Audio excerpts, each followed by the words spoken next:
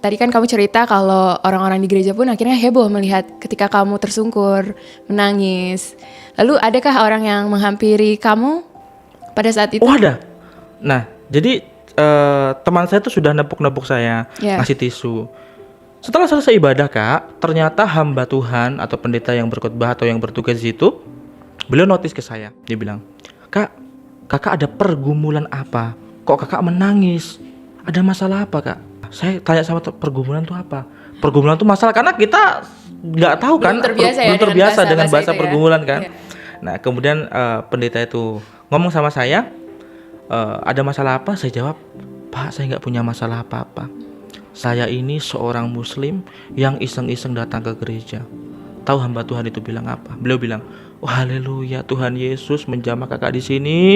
Kalau tidak keberatan, nanti hari Minggu datang lagi ya. Bahkan pendetanya sendiri yang, terus pendeta itu memberikan minyak urapan dan mendoakan saya pada waktu itu.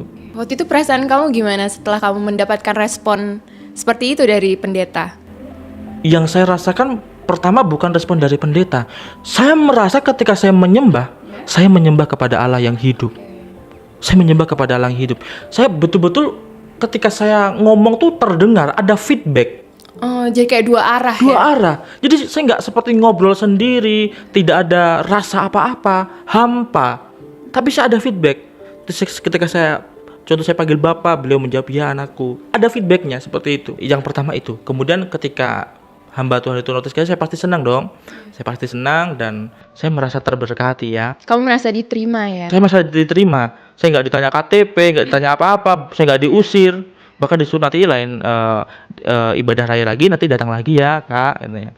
Baik Pak. Setelah selesai ibadah, saya ambil roti sama anggur sama minyak urapan. Saya bawa pulang ke kos. Nah malam-malam saya cemilin. Rotinya saya bawa 5 waktu itu.